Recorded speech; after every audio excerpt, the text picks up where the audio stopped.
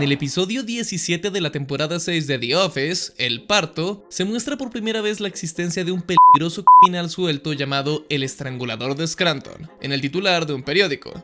Alguien que, como aprenderíamos después, ahorcaba a sus víctimas hasta que se desmayaran, por lo que la mayor parte de la gente nunca había visto su rostro. Yo sé bien que un asesino serial suena extremadamente fuera de lugar para la trama de una comedia tan absurda y graciosa como The Office, y puede parecer que es otro chiste incómodo a los que estamos tan acostumbrados, pero sus menciones no se detienen ahí, ya que en la misma temporada, en el episodio Happy Hour, la gente sigue discutiendo cómo pueden defenderse de él, e incluso en Body Language, Dwight hace una broma llamando al 911 para reportar una aparición suya. Y no se mantiene solamente a esa temporada. De hecho, es un pequeño pedazo de continuidad que acompaña a la serie hasta su final en la temporada 9, siendo un misterio constantemente referenciado, avanzado e incluso resuelto entre comillas. Pues aunque vemos en pantalla su captura, uno de los personajes parece haber participado en su encarcelamiento y es un evento del que se habla más adelante. Así que, asunto resuelto, ¿no? Bueno, si eso fuera así de sencillo, este titánico video no existiría. Cualquier persona que ha visto estas temporadas notará algo muy rápidamente, aparte de lo malas que son comparadas con las primeras. Y es que, a pesar de lo que parezca decir repetidamente la televisión, el misterio no ha sido resuelto por completo, e incluso ciertos personajes parecen actuar de forma incómoda cuando esto vuelve a ser mencionado. Por eso se ha vuelto popular la idea de que no solo puede que jamás hayan atrapado al verdadero estrangulador, sino que también podría encontrarse dentro de las mismas oficinas de Dunder Mifflin. Esto que estás a punto de ver se trata de una compleja investigación que incluye múltiples fuentes y perspectivas de teorías distintas a lo largo de los años, material oficial de la misma serie, podcasts de apoyo, entrevistas e hilos de discusión para no solo explorar cada pequeño escenario posible de este misterio, sino analizar también cada uno de los sospechosos y descubrir de una vez por todas quién es el culpable, o culpables, de la racha de crímenes más atroces de Scranton, Pensilvania. Sí, pocos misterios son tan fascinantes como el del estrangulador de Scranton. Durante años, los fans han analizado miradas, silencios incómodos y hasta teorías en Reddit porque, incluso en una comedia de oficina, los pequeños detalles importan. Y eso es lo interesante. Lo que más nos atrapa no siempre es la historia principal, sino los detalles como gestos, los fondos, los carteles en la pared, la atmósfera. Detalles creados por los maravillosos diseñadores gráficos. Y no son personas superpoderosas o de otro planeta. Muchas veces son excontables, abogados o gerentes que estaban cansados de trabajos rutinarios sin dinero ni libertad. Por lo que vengo a decirte que nunca es tarde para reinventarse. Hay quienes cambian de carrera a los 25 o hasta 45 años y encuentran un trabajo que los hace felices. Si quieres dar ese paso, puedes formarte como diseñador gráfico en la plataforma online Triple Ten. En 7 meses, con horario flexible y proyectos reales para tu portafolio, puedes prepararte incluso para conseguir un trabajo remoto. Entra al enlace en la descripción, deja tu solicitud y descubre si este puede ser tu próximo capítulo. Y para que sea aún más fácil empezar, con el código LUL tienes un 50% de descuento en cualquier curso en Triple Ten. Sospechoso número 1. Toby Flanderson. Comencemos con la idea más popular y por lo tanto la más aburrida. Toby dentro de la serie se trata de un hombre tímido, reprimido y con una vida francamente patética. Es un divorciado cuya hija ni esposa le tienen respeto. Toby is in HR, which technically means he works for corporate, so he's really not a part of our family. Also, he's divorced, so he's really not a part of his family. En el trabajo no es mejor, con su jefe queriendo consistentemente alejarlo lo máximo posible de él. Jim. Not now, Toby, my God. Jesus. Get the hell out of here, idiot. What did I do? Tratándolo como lo peor que ha pasado por la oficina, idea que poco a poco comienza a colarse en el resto del equipo. O al menos eso es lo que parece las primeras temporadas, porque lentamente Toby parece hartarse de esto y quiere ser alguien más seguro, persiguiendo su sueño de escribir novelas de misterio, pero sobre todo convertirse en alguien a quien la gente como mínimo no pise. Podemos ver eso con el arco argumental de la tercera temporada, donde con una Pam soltera, él finge que finalmente podría salir con ella, y busca por múltiples episodios la oportunidad de invitarla a salir, tardando demasiado por lo que Jim la vuelve a conquistar. Cosa que sí, le duele, pero parece no haberse dado por vencido, pues apenas ve la oportunidad para ser reconocido o querido por su equipo, humillando a Jim, la toma sin pensarlo, al grado que incluso le puso la mano en la pierna a Pam, acto que ya sabemos cómo termina.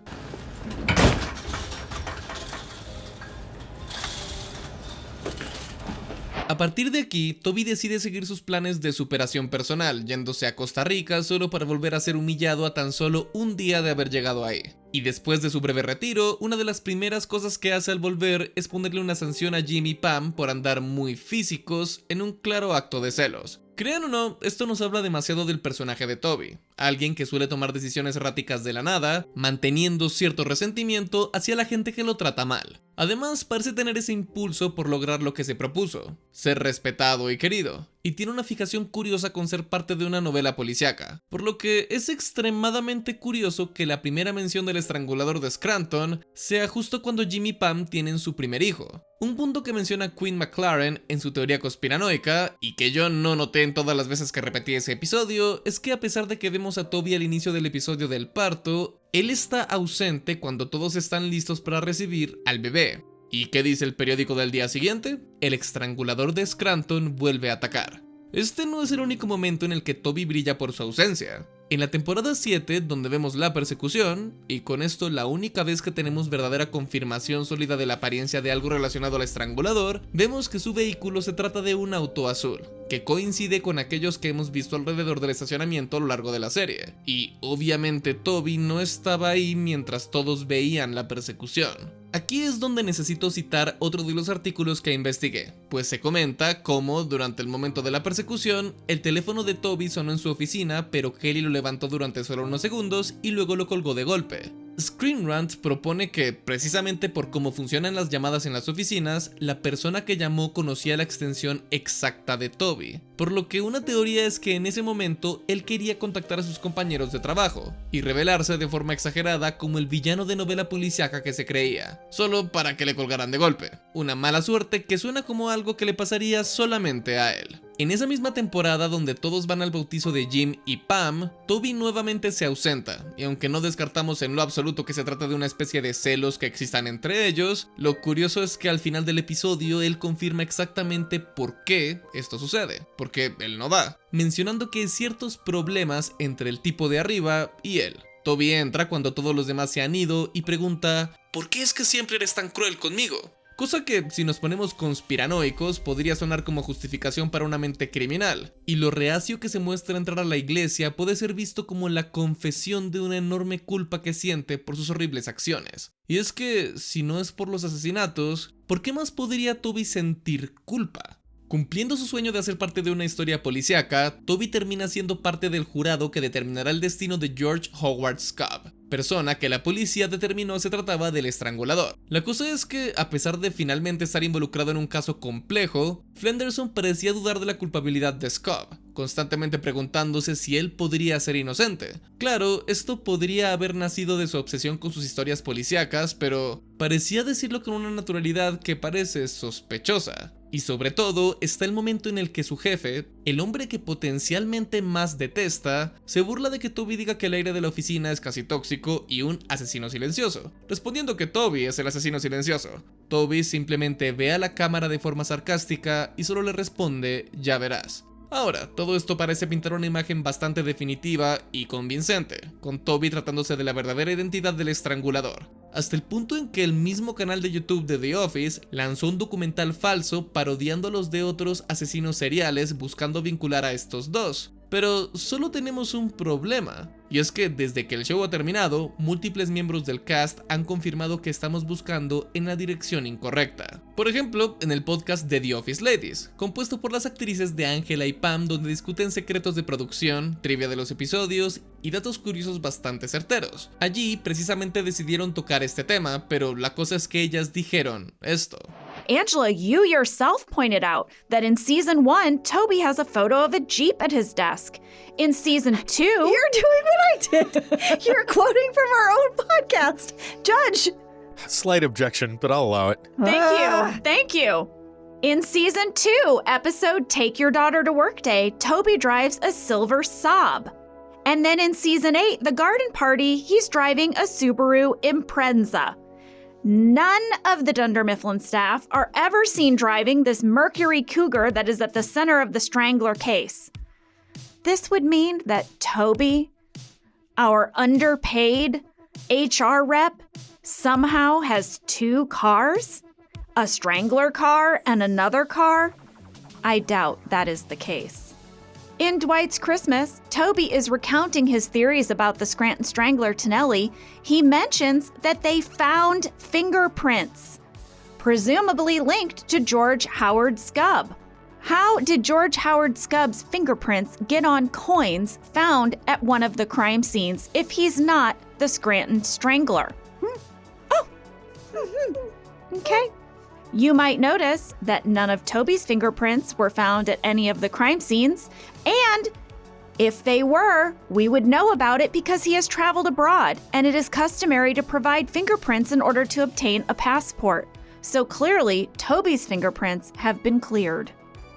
And while Toby might doubt the validity of these fingerprints as being accurate, there have been many cases of police being able to lift fingerprints from money and get convictions, just like they did in this case, because criminals often think to wear gloves while committing a crime, but not when handling their own money.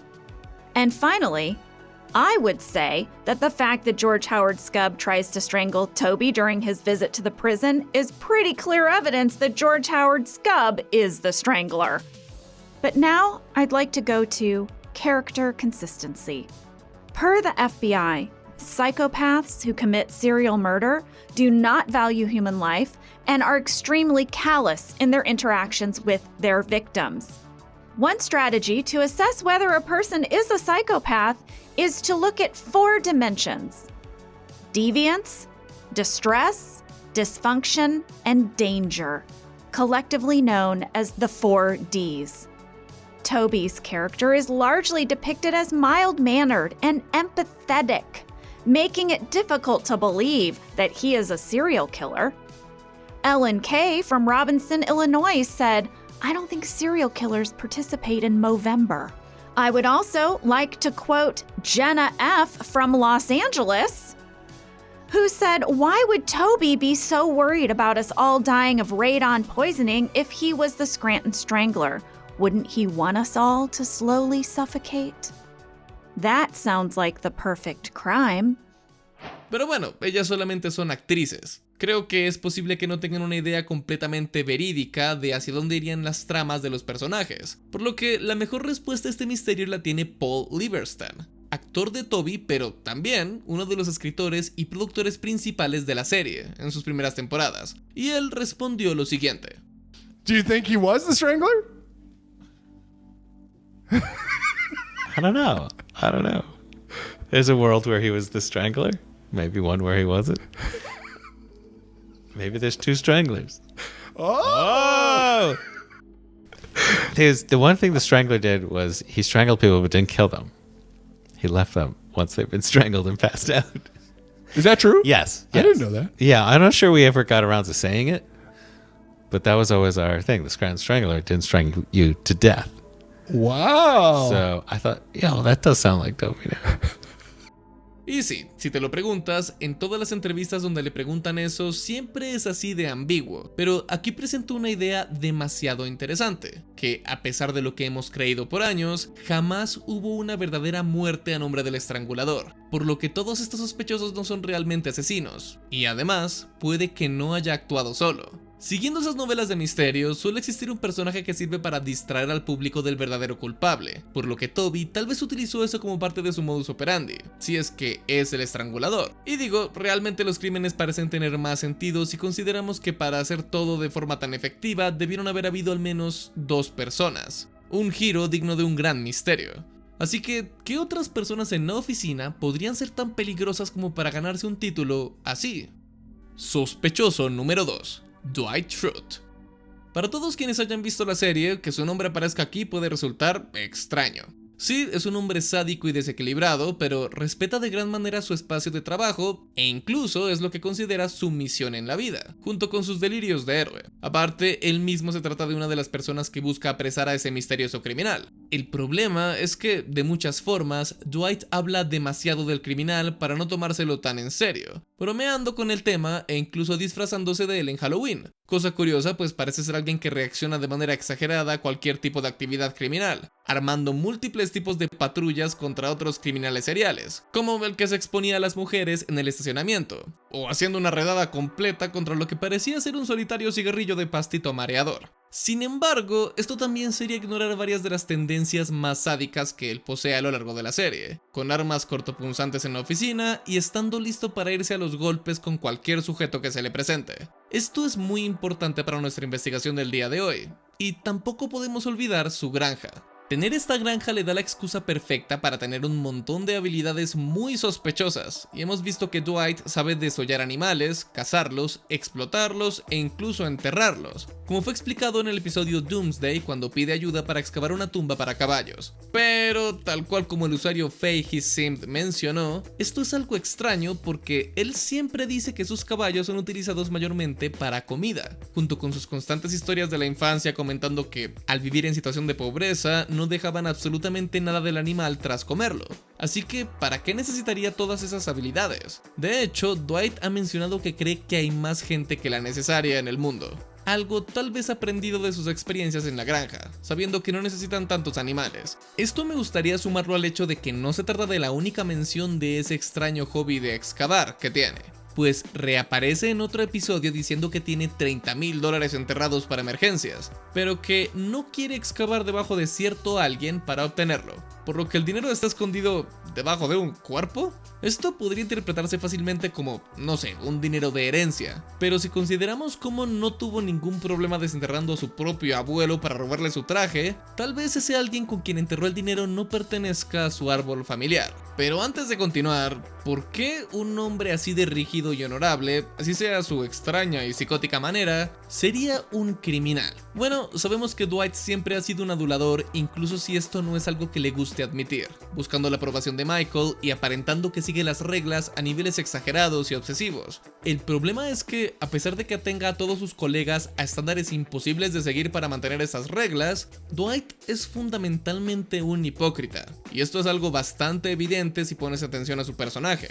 Tengo que recordarte que es el hombre de familia que daría todo por establecerse con alguien solo para una temporada después comenzar una aventura porque andaba como necesitado. Parece ser que vive bajo el lema de que las reglas sí son muy importantes, pero no necesariamente aplican a él. Algo que podría ser muy problemático si pasa de pensar eso de las reglas de su lugar de trabajo a las leyes de la sociedad. Por otro lado, Dwight incluso cree que ha cazado hombres lobo, vampiros, cree que puede cambiar su cuerpo a hacer lo que él quiera, y muchas otras cosas, por lo que no es nada loco pensar que si su extraña cabecita le dice que alguien es un peligro, él hará todo lo posible para eliminarlo. ¿Y sabes cómo es que él suele deshacerse de los animales de la granja?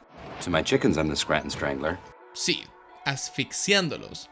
De hecho, dentro de la serie podemos ver varios momentos en los que Dwight estrangula a la gente, pareciendo ser parte vital de su arsenal de pelea. En el episodio New Leads, la víctima es Kevin, y Dwight parece ser alguien con mucha experiencia en eso, sumado al hecho de que tiene disfraces para absolutamente todos en la oficina, por lo que incluso si la gente pensara que es Toby, es posible que él se hubiera disfrazado de básicamente cualquiera de los otros sospechosos. E incluso parece saber cómo esconder un cadáver, algo revelado en el episodio Survivor Man.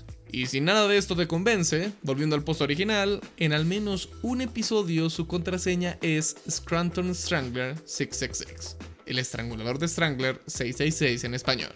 Por lo que parece que absolutamente todo encaja para hacerlo un candidato fuerte, de no ser por un pequeño problema. El mismo actor de Dwight no cree que él sea el estrangulador. Oh, it's definitely Toby. Ahora sé que esto parecería tirar de enorme manera todo lo que hemos mencionado hasta ahora, y bueno, lo haría una pérdida de tiempo, de no ser por un detalle increíblemente importante.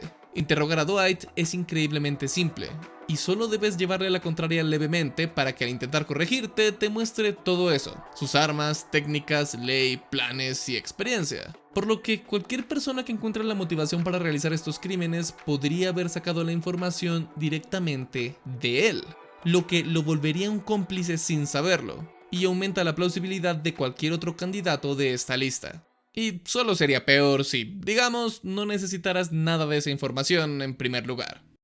Sospechoso número 3. Creed Bratton. Seamos honestos, si no existiera Toby, todos estaríamos de acuerdo que Creed sería el mayor sospechoso, un verdadero criminal confirmado que ha hecho absolutamente todo lo que se sospecha del estrangulador, porque esa es una de las cosas menos turbias que este hombre tiene en su arsenal. Y saludos a aquel tipo que ha comentado en todos los videos que haga un video sobre el trabajo que Creed le iba a dar a Jim. Parece ser culpable de asesinatos, robos de alto robo de identidad y recibir metan Jesse Pinkman. Entre otras cosas y rumores, parece que este loco desquiciado es realmente peligroso. Curiosamente, a pesar de lo mucho que sabemos de él, muchas de las investigaciones del tema parecen quererlo descartar completamente de la discusión. Cosa que tal vez no suene tan descabellada cuando consideramos el hecho de que Creed parece ser alguien que suele presumir lo que ha hecho frente a las cámaras, hasta el punto de que toda esa montaña de evidencia lo termina encarcelando. Y además está el hecho de que precisamente fue Creed la única persona que, fuera de las cámaras, hizo esto cuando se le preguntó sobre el misterio. Y no solo eso, cuando un fan en Instagram le comentó su teoría de que tanto él como Toby supuestamente podrían estar detrás de los crímenes, directamente él lo confirmó. Finalmente alguien lo descubrió. ¡Felicidades! Sí, él y yo fuimos un equipo. Y por si esto no fuera suficiente, hay un episodio donde sabemos que en cámara Creed mató a alguien. Pues llega cubierto de sangre a la oficina, sorprendido de que nadie le dijera nada, porque no sabía que era Halloween. Detalle que, por cierto, jamás fue explicado dentro del show, hasta hace 7 años dentro de una entrevista con BuzzFeed. I was at the trial when Toby was up there testifying with blood all over me, with the parents of the victims and stuff, bereaved, the press. No one even noticed me. No one saw me there. No one paid any attention. They got the wrong guy. So was Creed the Scranton Strangler?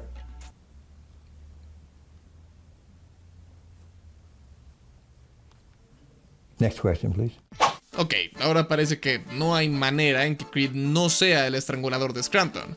Pero, ¿qué clase de investigador sería si solamente dijera que el tipo que todos sabemos que es un criminal conocido dentro de la serie, es un criminal dentro de la serie?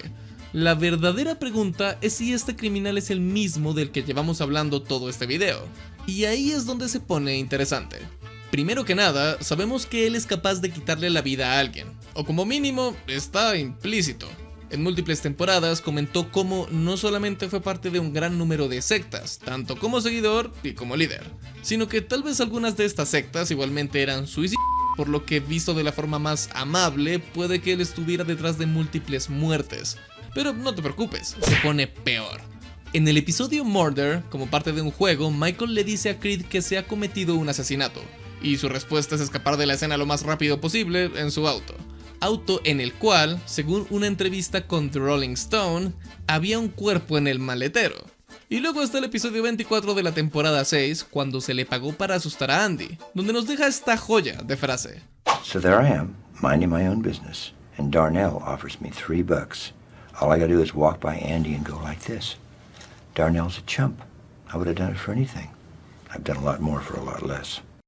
Sumado al hecho de que cuando Dwight trajo policías a la oficina, Creed se encerró en el confesionario para evitar cuestionamientos. Pero tal vez la cosa que lo relaciona y confirma de mayor manera es la primera mención del estrangulador. Hay una escena eliminada que volvió a ser agregada en la versión extendida del episodio, la cual lo incrimina aún más, pues él comenta: And if I understand anything about the cycle life, and I do, that means somebody dies. I think we all know whose number is up. Time to get my affairs in order. So wish me luck, my friends, as I go gently into that good night. Y después de esa noche, el periódico comenta que el estrangulador de Scranton ataca de nuevo. Ahora, la escena viene acompañada de otra en la que el mismo Creed comentó estar feliz de seguir vivo y que la muerte no puede detenerlo, por lo que parece que sospechaba de su propia muerte esa noche, pero también podría leerse como que vio una señal del destino para finalmente atar algunos cabos sueltos, tomando una víctima y conectándola al estrangulador. Digo, al final, con todo lo que nos han mostrado de él, no es raro imaginar que aún debe existir alguien igual de malo con quien tenga asuntos pendientes. Ese ángulo podría llenar algunos de los agujeros más obvios en la teoría, pues aunque Paul dijo que el estrangulador no mataba, cosa que se mantiene cierta, eso no elimina la posibilidad de que originalmente varios de los crímenes de Creed hayan sido adjudicados a un supuesto asesino serial mientras le buscaban un patrón, el cual eventualmente fue descubierto e imitado por Toby. Pues al final, si descubrieran el lugar donde trabajaba, es más fácil que se lleven al asesino serial senil que ya está allí, y que dejen quieto al callado y tranquilo trabajador de recursos humanos en quien absolutamente nadie sospecha. De hecho, eso le agrega un ángulo muy curioso que permite que el mismo Creed jamás sepa que es a él quien están buscando, Él nunca se llamó a sí mismo el estrangulador, por lo que el hecho de que haya otro tipo robándose el crédito es perfecto, pues permite que sea más difícil rastrearlo a él, cosa que hemos visto a lo largo de la serie porque no le importa que pase. Pues si fue capaz de echarle la culpa a una mujer inocente de una crisis en la empresa que él causó, no creo que su conciencia le haga sentir mal porque alguien más vaya a la cárcel por crímenes que él cometió. Lo que abre una posibilidad muy interesante. No solamente cualquier tipo que decida tomar el manto del estrangulador podría ser una persona diferente, sino que Creed en teoría podría ser el original, uno que sí mató, que sí estranguló, pero en crímenes ajenos a los del estrangulador de Scranton, y más bien anclados a sus fechorías criminales usuales, desprendiéndose completamente de la investigación, pues nunca conoció al culpable, así que ¿por qué habría de importarle? Lo mejor de todo esto es que no contradice en lo absoluto ninguna información adicional que se haya presentado desde entonces. Pero antes de empezar a armar esta imagen global de todo lo que rodea al estrangulador, existen dos personajes que, al haber sido introducidos de forma tardía, no parecen ser recordados por todos. Pero yo sí los recuerdo. Siempre recuerdo. Sospechoso número 4. Gabe. Todos recordamos a Gabe, ¿no? Sí, Gabe no es un sospechoso tan popular que digamos, ya que para mucha gente su aparición se trata del inicio del fin de la calidad de la serie, y por su personalidad aún más incómoda no es que tenga muchos fans. Sin embargo, existen muchas coincidencias que son imposibles de ignorar. A partir de aquí, depende mucho si tú consideras que el asesino lleva unos meses, unas semanas o unos días operando. Pero es que Gabe presenta una versión mucho más desconectada de todas las demás teorías, al nivel que, si llegas a creer que el estrangulador era solo una persona, él podría hacerlo posible. Empecemos por lo básico. Casi cualquier cosa de lo que se aplica a Toby también se aplica a Gabe, ya que él es, igualmente, un personaje del que se burlan absolutamente todos sus compañeros, ya sea por su delgadez, la forma en cómo se expresa o simplemente el cómo no encaja. Siempre la oficina de Scranton le ha dado la fría espalda. De hecho, y curiosamente, al final de la serie hay un hermoso mural que recopila a todos los personajes del show, que fue creado por Pam, incluyendo a otros de las últimas temporadas que no son tan queridos o recordados, pero curiosamente omite a Gabe, tal vez porque le cae peor que una gastroenteritis.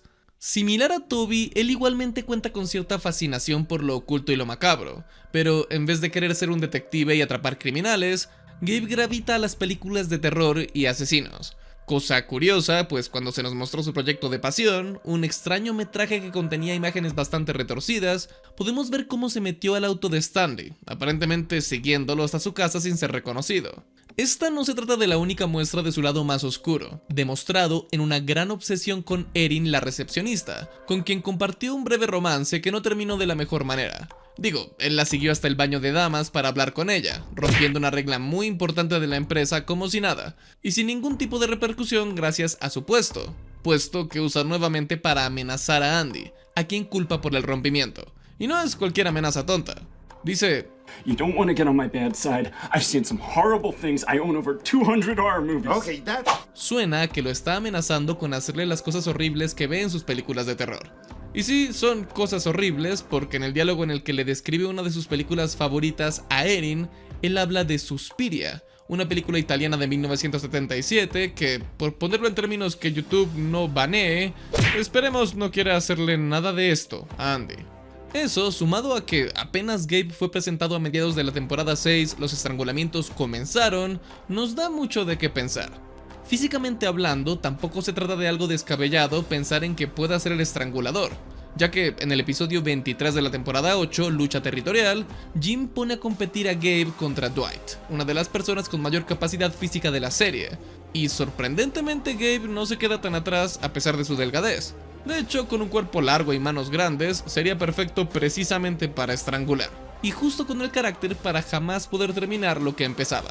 Por este carácter, la idea principal es que Gabe realmente no es una mente maestra criminal, sino más bien alguien que, aunque tal vez en algún punto quiso ser el próximo asesino peligroso del pueblo, realmente no termina matando a nadie. Algo que encaja mucho con su personaje, alguien que por ineptitud podría hasta permitir que un inocente fuera a la cárcel y que tal vez Toby, siendo más familiar con las investigaciones judiciales, pudiera descubrir que precisamente algo no encaja. Esta teoría sustentaría enormemente la idea de un solo estrangulador de forma más limpia que las demás, pero entiendo si no es tan convincente. La razón real de que hablemos de esto es que la aparición súbita de un candidato tan perfecto en un momento tan conveniente puede ser una distracción para otro sospechoso que hemos ignorado todo este tiempo. Sospechoso número 5. Robert California.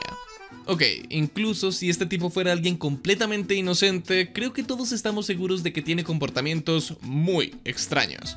Algo que necesito que quede claro antes de comenzar a meternos en su personaje es que, a pesar de que su primera aparición fue bastante tardía durante la temporada 7, se sobreentiende que este tipo ha vivido durante un rato dentro de Scranton, lo que significa que ha existido como un extra fuera de cámara durante todas las temporadas del programa.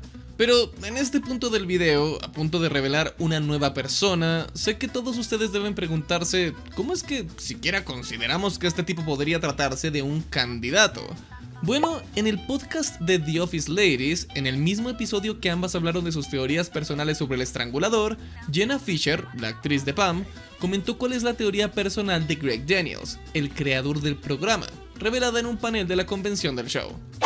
Greg Daniels said, "If the Scranton Strangler was anyone else, it would be none other than Robert California. And my friends, if anyone possesses the 4 Ds of deviance, distress, dysfunction, and danger, is it not Robert California?" Vale la pena mencionar que ni el TV Nauta ni yo encontramos registro de que él dijera eso, y hasta el momento debemos creerle a la palabra de Jenna Fischer. Lo que sigue siendo igual de bueno porque hasta el momento el podcast ha sido una fuente de información bastante confiable. Pero por si acaso, si alguien encuentra la fuente, estaremos muy agradecidos.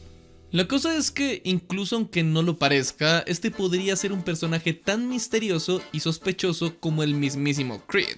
Creo que la mejor prueba está precisamente en el episodio Lucha Territorial, donde Andy y él entran en conflicto. El tipo comenta que no se permitirá ser amenazado por nadie, actuando con absoluta confianza bajo esta situación, e incluso cerrando con "ni siquiera conoces mi verdadero nombre". De hecho, esta no es la única vez que se juega con el hecho de que no conocemos su identidad, valga la redundancia, ya que en otro episodio, cuando se presenta con alguien indeseable, cambió su nombre a Bob Kazamakis, sin ningún tipo de explicación. La cosa es que esa confianza exagerada no es solo una confianza exagerada, parece ser alguien exitoso en su trabajo y tal vez en todo lo que se propone, teniendo múltiples contactos importantes para cualquier cosa que necesite. Esto es porque se trata de alguien que ni siquiera necesita este trabajo, mostrándose sobrecalificado dentro de su entrevista. Lo que deja la pregunta, ¿por qué alguien así decidió trabajar en un local tan pequeño y que está fracasando? Al menos en este punto del show. Bueno, desde el inicio vemos que es alguien manipulador, que disfruta meterse en la cabeza de la gente y cambiar las cosas que dice solo para seguir teniendo poder. Y si a la ecuación metemos la posibilidad de que sea el estrangulador, el panorama se amplía bastante. Resulta que la existencia de Robert en esta lista presenta un ángulo que absolutamente ningún otro candidato ofrece: el erótico.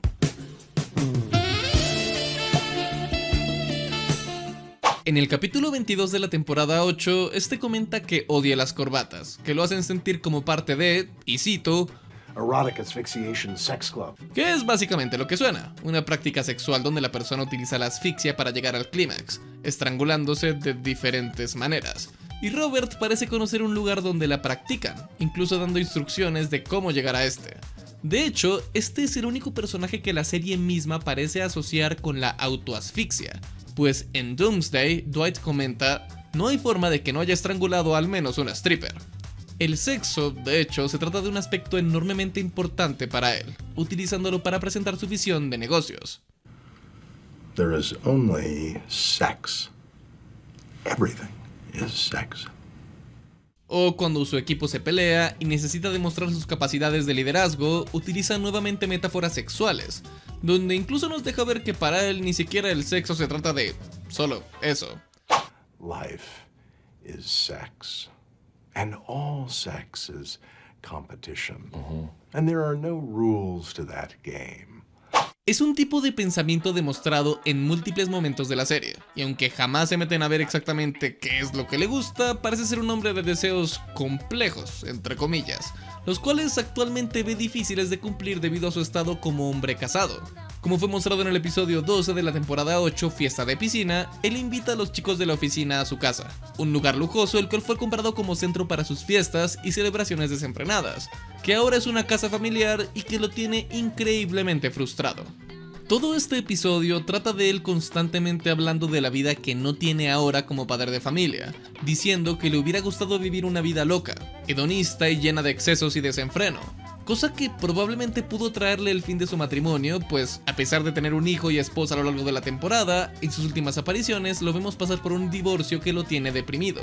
En esta versión de los hechos, Robert California es un hombre que vive en la ciudad pero existe fuera de cámara, y ha crecido tanto en su vida personal como profesional, utilizando sus grandes habilidades de negocio y otras cosas grandes para vivir una vida desenfrenada que se ve frenada cuando engaña a su ex esposa con la mujer que luego es su pareja.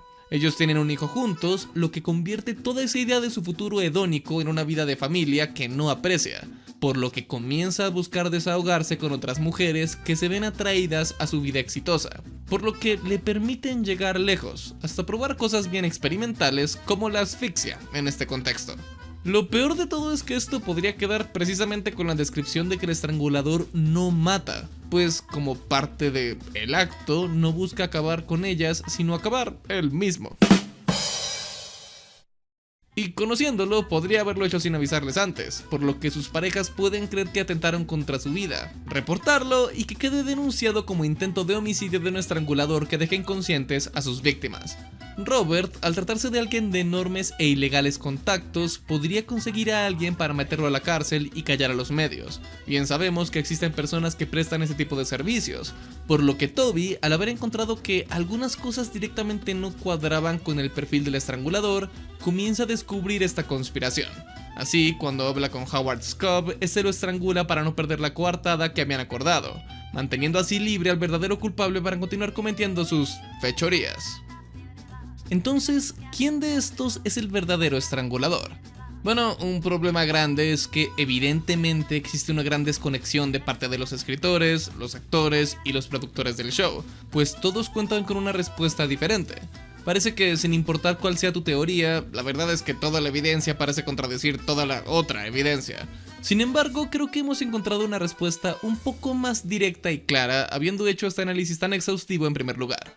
Antes que nada, las únicas dos personas que parecen estar completamente desconectados del caso, debido a que su evidencia es mayormente circunstancial, serían Gabe Lewis y Dwight. Al menos en el caso de Dwight no creo que sea alguien realmente inocente. Digo, el tipo está loco, pero creo que estos dos tipos no afectan de forma positiva o negativa la historia del estrangulador, ya que sus motivos no se alinean y no parecen actuar de forma tan metódica bajo el enojo, a pesar de que sí se tratan de personas enormemente peligrosas, solo que no son directamente el estrangulador, aunque pudieron haberle dado ideas indirectamente. Si viéramos esto de forma aislada, pensando que el estrangulador actuó de manera solitaria y sin ayuda, mis billetes irían a Robert California. Realmente es la única persona con el poder, recursos y motivación pervertida como para meterse en esta situación por su cuenta en primer lugar. E incluso el hecho raro de que el mayor misterio del show termine siendo un enorme chiste de sexo de un infiel convertido en estrangulador serial hipersexual, encaja perfectamente con el humor de The Office. Siento que los fans han ignorado la evidencia debido a que este se trata de un personaje que no estuvo desde el inicio, y no es tan icónico como el cast original, además de haber sido parte de las temporadas que muchos consideran malas, por lo que pudo haber pasado desapercibido tal y como lo hubiera querido el verdadero estrangulador, yéndose tan misteriosamente como se vino, después de haber manipulado a la oficina entera. Pero yo sé que no vinieron por esa respuesta, y creo que precisamente tiene que ver con Toby y Creed, aunque no como esperas. Antes que nada, me gustaría decir que, aunque Robert se trata del candidato más fuerte, este no podría haber actuado dentro de un equipo. Es demasiado volátil y orgulloso, y con sus motivaciones tan individuales, es irreconciliable pensar que él y Creed, por ejemplo, estaban atacando gente, por lo que si consideramos que el estrangulador es realmente un equipo, Robert sale del roster. Entonces son Toby y Creed, ¿no? Bueno, Toby no me parece en lo absoluto alguien capaz de mantener o cometer crímenes así. Más que todo porque en los puntos donde se nos muestra que intenta hacer algo malo o incluso valiente, le sale mal. Por lo que siento que es un salto de lógica decir que es capaz de hacer todo esto sin ser atrapado o sospechado. Simplemente no encaja con lo que vemos en el show porque estamos buscando a alguien que sea realmente competente. También creo que la gente malinterpreta todo el segmento de Toby y las novelas de misterio. Claramente es una pista, pero es una malinterpretación pensar que Toby se vea como el criminal. Él realmente quiere ser el detective guapo, confiado y fuerte que resuelve el caso. Junto con esto, si la policía es igual de inútil en The Office como lo es en la vida real, es más plausible que Toby decida tomar su sombrero de detective para vivir sus fantasías de solucionar un misterio, comenzando así a investigar el caso del estrangulador por su cuenta. De hecho, probablemente la razón por la que él no se encuentra en las escenas importantes, como el nacimiento del bebé, es precisamente porque se escabulle para investigar este misterio. Ahora, estoy seguro de que en este caso el asesino sería Creed, ya que tenemos fechas de sus ataques, motivos y es alguien que físicamente se ve capaz de manejarlos, incluso siendo arrestado al final de la serie. Aparte, su actor lo ha confirmado y todo esto daría una respuesta a una pregunta muy interesante. No solamente ellos casi no tienen líneas el uno con el otro, como si Creed estuviera evitando a Toby, sino que Creed cada vez actúa de forma más infantil. Y es un cambio que se nota más cada vez que Toby vuelve a hablar de lo mucho que está adentrándose en el caso, por lo que puede que este haya intentado mostrarse como alguien incompetente para que, mientras Toby descubría que la persona que incriminó era inocente, Creed no fuese descubierto. Incluso si Scobb estuvo en la cárcel, Creed aún necesitaba probar su inocencia, por lo que no es difícil ver cómo, con contactos en la prisión, él pudo amenazarlo, para que continuara la fachada estrangulando a Toby. Algo que no solo se ve como confirmación, sino que también es una amenaza para que Toby deje de investigar, algo que funciona. De esta manera, el estrangulador gana un par de meses más en libertad. Algunos fans comentan que cuando Creed es arrestado, él no se ve para nada nervioso o avergonzado, como si estuviera seguro de que por lo que sea que se lo hubieran llevado, probablemente no es ni la punta del iceberg de sus crímenes. Al final, ¿qué es uno más? Bajo esta lógica, puede que los crímenes atribuidos al estrangulador sean simplemente parte de todos los crímenes de Creed, y no sea un simple estrangulador serial, sino que el psicópata que todos conocemos deja una estela de destrucción a su paso de tal magnitud que la policía atribuyó varias de esas fechorías a la misma persona. Y quién sabe, tal vez Robert California también andaba por ahí asfixiando eróticamente a cuanta persona se le cruce, haciendo que el estrangulador sean dos personas simultáneamente, pero sin ser un equipo de criminales ni nada así. Y todo esto mientras Toby intentaba seguirles la pista, sin darse cuenta que se volvía el sospechoso número 1 de todo el caso, aunque en Null ya pensamos que no lo es. Así que espero que este conspiranoico e investigativo video te haya gustado. Dale like si fue así, suscríbete para más videos como este y nos vemos en el próximo video. Adiós.